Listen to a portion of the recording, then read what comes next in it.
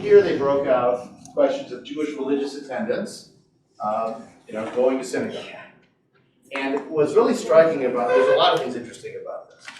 First of all, you'll notice that only 25% Jews say they attend synagogue at least monthly. So once a month, a quarter of the Jews go. That's not even weekly, that's once a month. Okay? And if you factor out the Orthodox Jews, almost all of whom go most of the time. Women less so than men, but still. You realize most Jews are not going to synagogue monthly. 54% say they go a few times a year or seldom. And 22%, if you think of the American Jewish population of 6 million Jews, it's 1.2 million Jews in America, never go to synagogue. That's not even high holidays. High holidays only would be a few times a year. But going, for some, is a never experience. So that's why I was sort of hemmed and hawed when someone said earlier that I go to synagogues all over the world and we're all saying the same word. Well, 22% of American Jews at least aren't going at all. Probably the majority of the ones that go are 50 and over. Well, the age. Well, look at the breakdown. They even break it down by age for you. Oh. So, again, breaking it down by Jews by religion and not religion. Again, obviously, it makes sense that religious Jews would attend a little more often, but honestly, not that much more. I mean, they're 29%. Jews of no religion, only 4% go monthly, but half of the Jews of no religion never go, and 13% of the Jews by religion never go either. Look at the age breakdown, you can see somewhat of a difference. So the monthly attendees, 25% of the 65 plus go, 23% of the younger ones go, okay. But it really is pretty much across the board. It's not assumed, right, it's not that much older. Married status makes somewhat of a difference if the spouse is Jewish or not Jewish. And married is more likely to go than unmarried. Orthodox, obviously, again, you see the numbers are much higher. But again, it's not 100%. The at least monthly is 74%. But you could have people who identify as Orthodox who may not go a particular Sunday. Or the spouse may not go. One of them may go, but the other one doesn't go. Again, conservative is somewhat lower. Reform even lower than that. But the other thing that's striking here is look at the general U.S. public. 50% of the general public goes at least monthly to religious services. That's double the Jews. How many go a few times a year? 36? Well, if you add up those two, you get 86 compared to 77. Again, more of the general public are likely to go even a few times a year. Only 13% of the general public never goes. Again, almost double the Jews never go. In fact, the group that the Jews are closest to are the unaffiliateds of all the other religious groups in terms of not going or going rarely or never going. I think this is what Pew's really good, so I would assume it's correct from proximity. Maybe there's a church around the corner. Yeah, but not necessarily your church. I mean, this is breaking it out by denomination too. Right, but there's a lot of churches. Especially in certain areas. Well, but remember also, there's the synagogue that I go to and the synagogue I won't set foot in. Yeah. So you got to factor that too. Yes, that's true. Okay, now another interesting question they asked was on the belief in God question. And I really like the way they asked this question because they gave you multiple options. First of all, they said, do you believe in God or a universal spirit? So some people don't like the word God, but they believe in something out there. And so using the universal spirit was a nice way to include that. And they broke it down into absolutely certain, I believe, but not certain, and then do not believe. So the ones that say do not believe had the option for maybe, and they chose no. Again, the Jewish numbers are really striking. A third of Jews believe, about a third are less certain, and 23%, almost a quarter, do not believe. Again, it makes sense if you break it down by Jews by religion and so on, in terms of the believe and less certain. But even 15% of Jews by religion say they don't believe. And 47% of the no-religious ones certainly do. But 18% of Jews of no religion are absolutely certain there's a God. They're just not that religious. So how these categories play out in real life makes a difference. Again, comparing the denominations is interesting. 2% of those who say they're Orthodox do not believe in a God or universal spirit. I'm interested to meet those people. They're what, University professors. well, maybe, or they're what's called orthoprax. They do Jewish life in a traditional way outside, but inside they may think very differently. And again, in the conservative movement, more traditional Reform movement, 20% of Reform Jews say they do not believe. Again, the denomination bigger. Almost 50% or less certain. Yes. But now notice, again, compared to the U.S. general public. 34% of Jews said they were absolutely certain. 69% of the U.S. general public said they were absolutely certain. 23% of Jews do not believe. 7% of the general population do not believe. So 3 times the proportion of Jews say they do not believe as the general U.S. public. So in some ways, Jews are not assimilating because they're so different from the general public. The general public is actually more religious than many Jews are. There was a recent study done by Brandeis University on younger American Jews who have intermarried. They used birthright participants as their basis because they've got a lot of data on it. And they found that about 2/3 of the time when a Jewish person marries a non-Jewish person, the non-Jewish person is relatively secular. They're not going to church every week, they're not really Yeah, it's our kids. They're much more secularized. Okay. But that's also the kids of many Reform Jews, even conservative Jews. When they marry someone who's not Jewish, the non-Jewish partner is not that religious. So that's how they parse out their identity. Jews actually, by behavior and by belief, whether it's attendance or by belief in God, are much more like the secularized population than the most religious of the general population. It's interesting. Can you draw any parallels between our discussion this morning about the fact that so many Jews identify today with the culture of Judaism as opposed to the religion, and where that compares to the Christian population, because we have such a strong culture and a historical culture? Well, strong culture is tricky. So anthropologists sometimes talk about a thick culture versus a thin culture. A thick culture is something that takes up a lot of your time, and you're surrounded by all the time, and it affects a lot of your choices and decisions. So a culture that defines what you wear and what you eat, and who you socialize with, and what professions you do, and how you organize your time, that's a very thick experience. And a thin experience is something you do once in a while. You have Cinco de Mayo, and you have the St. Patrick's Day parade or something like that. And you still identify that way, it's part of who you are, but it's not a thick experience like speaking a language would be. Orthodox Jews living in these enclaves in upstate New York where they speak only Yiddish, it's a very thick experience. But, affluent suburban Jews who go to temple a few times a year and light Hanukkah candles maybe 6 out of 8 nights, and do a Seder most years, but one year they went to Mexico, and because it was during spring break, so they decided to do it late.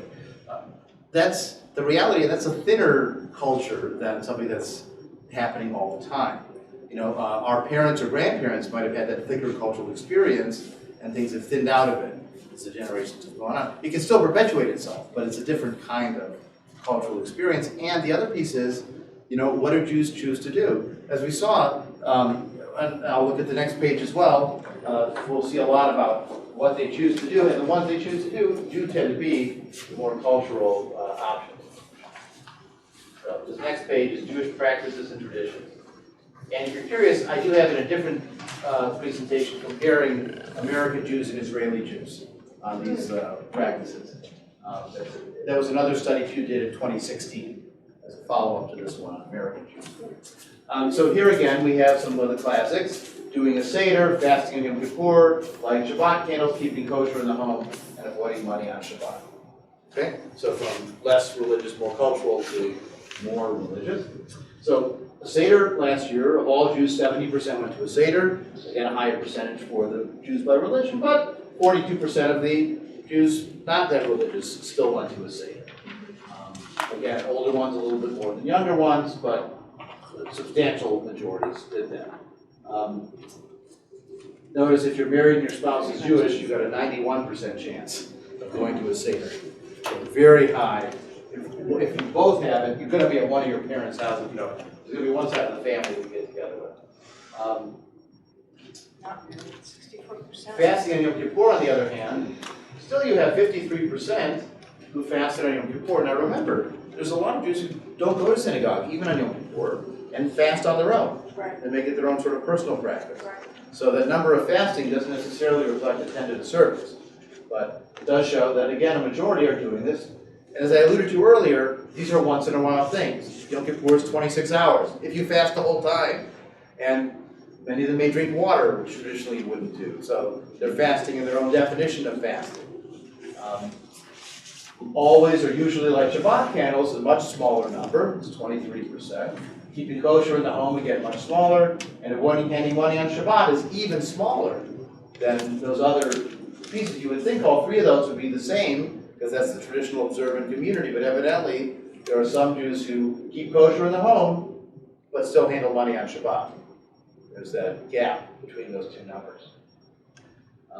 But again, those are minority things because they affect your life all the time. They're happening all the time. They're separating you from the surrounding culture and marking you as different. And they're more religious and less cultural. These are things that Jews are choosing to do. I'll also go down to the bottom here where we have the denominational breakdown. Wow, Orthodox. Again, the Orthodox will make sense, right? This is a religious obligation. That was part of their self-definition.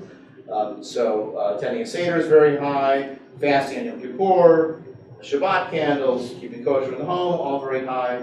Avoiding handling money on Shabbat, interesting that there's not as high as some of the other guidelines. Conservative, again, very high numbers on Seder and fasting. Higher numbers than the average on Shabbat candles and kosher, but again, only about a third. And I don't know that they define for them what keeping kosher in home means. Or if keeping kosher in home means you're allowed to eat not kosher out of the home. Because people make their own compromises. They may be willing to eat not kosher meat out, but they wouldn't eat shrimp. Or they find their own compromise. And then again, the Reform movement, the episodic stuff more so, the all-the-time stuff less so. But again, 7% of Reform Jews now are keeping kosher in the home, which is a change for the Reform movement. We have to accommodate that.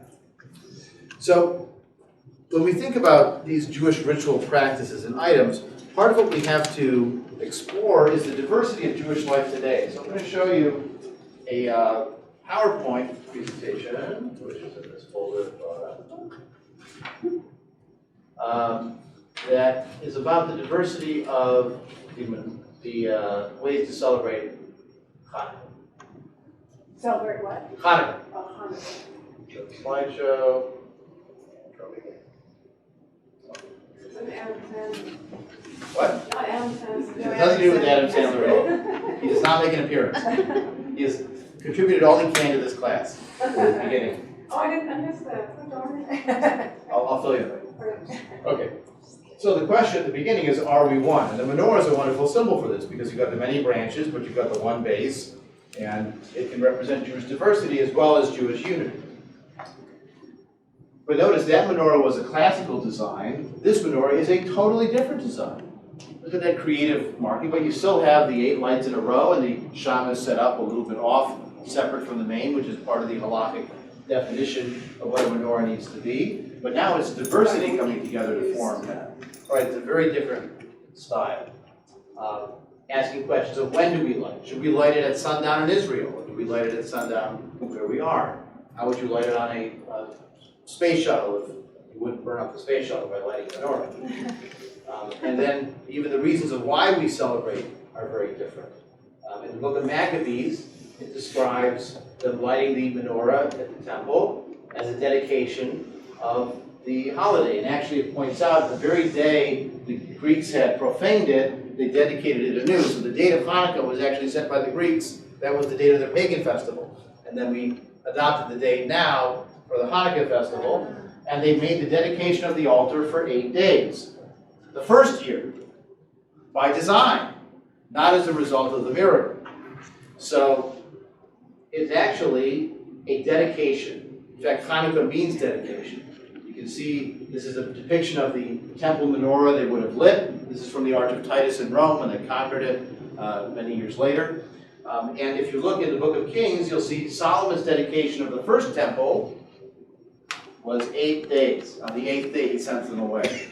So maybe the Maccabees' choice of 8 days was a dedication festival, just like Solomon's was.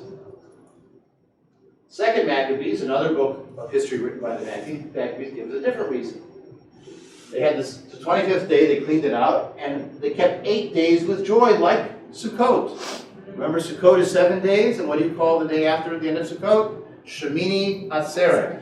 Shemini means 8, the 8th day, the closing day. And so they did Sukkot out of Wait, season. can you go back, please, Oh, just sure. for a second, Yep, maybe. if possible? Am I last to you? Previously. Yeah. It's for the book of Second Maccabees. I can send you this. No, I was wondering, who was wandering in the mountains and in the That was the caves? Maccabees when they were fighting the Greeks. Like They wild didn't have time to build a sukkah when they're fighting the war against the Greeks. So Okay. it's like Sukkot out of season. Like Christmas in July, but different. And so here's another model of a menorah, but this one includes some of those agricultural symbols, like a lulav. You can all see a lulav here, right? And this has one main light.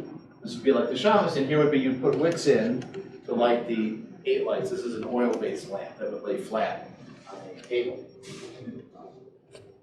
So that's the Sukkot backward. Another reason from Josephus suggests that this might have even been a pre-existing festival called Lights, and they wrote that was a part of the world culture of lighting lights when it gets dark out. You know, and many cultures do that, and so you know it's seasonal. See? People put lights on the trees. This is something called snow. It falls in colder climates. You can also see this is a more classic style of menorah with the 8 lights here, the one up, but this is including the Maccabean victory and the text Al Hanisim Al Haniflaot for the miracles and the wonders that were performed for us. Babylonian Talmud in 400 CE is actually the first time you see the story of there was only one container of oil, when a miracle happened, and they lit it for 8 days. So it's actually 600 years after the Maccabees that the miracle of the light story first appears. So why do you think that it did appear? Well, it's an interesting story. The rabbis didn't like the Maccabees. They got too Hellenized, and they argued with each other a lot. And they wanted to emphasize the miracle and not the military. Because by 400 CE, the Jews have been defeated multiple times in big disastrous revolts against Rome, and they don't want people to get the wrong idea by celebrating a military victory. So the miracle takes it away from the Maccabees, makes the point of the holiday the miracle, and so you're waiting for another miracle as opposed to thinking you could take up arms yourself, the more pacifist approach. So this is sort of the classic version of that, and you would put this menorah in your doorpost, in your doorway even, or in your window. You wanted to publicize the miracle. It wasn't just something you did in private. Of course, from the historical Jewish experience, we celebrate Hanukkah because of competition, right? It's become more emphasized now simply because of the context that we're in. You know you have to put in a slide from Friends at this point, right? Oh, there's plenty of... No, but the famous Hanukkah versus Christmas episode. Yeah, there's plenty, and there's lots of shows that made the grist out of that film. Yeah. And then also, we do Hanukkah because it's fun. I mean, the jelly donuts, the sufganiyot, which are actually a Sephardic tradition, are really tasty. We like yelp, we like latkes, you know, anything fried in oil is generally good. And it's a family experience that we create memories around it. So we keep doing it exactly for that reason. So there's all these different reasons of why to celebrate. Of course, number 7 is fill in the blank. You might celebrate it for your own reason. How many lights do you light each day? You could light one each night per household, one each night for each member of the household, or vary the number of lights each night so you don't always have the same number of menorahs being lit within the family. Also, how do we light the candle? Because the House of Hillel says you light 1, 2, 3, and add up. But the house of Shammai says you should light 8, then 7, then 6, then 5, and count down. So on the same night, you could have 4 lights, or you could have 6 lights. Or 5 lights? 5 lights, yeah. So because some are counting up and some are counting down, you might wind up with a different model. In fact, a friend of mine who's a rabbi in Israel, in their family they light 2 menorahs, one a la Hillel and one a la Shammai. One's counting up and one's counting down, as part of reflecting the diversity of Jewish life. So what's the reason for counting down? So the Shammai approach was, just like the number of bulls you sacrifice at Sukkot starts at 13, then 12, then 11, then 10, each day of the holiday it goes down. They said the same should be the case for Hanukkah lights, you make them go down. The House of Hillel said, we promote in matters of holiness, we don't decrease, so let's get more and more light.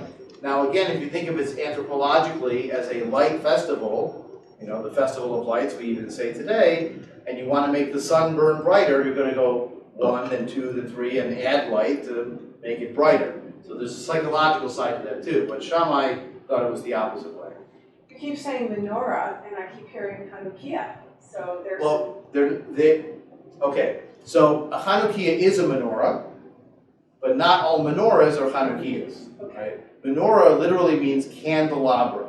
You know how candelabra has candle in it? Ner in Hebrew is candle. So a menorah is a candle holder thingy.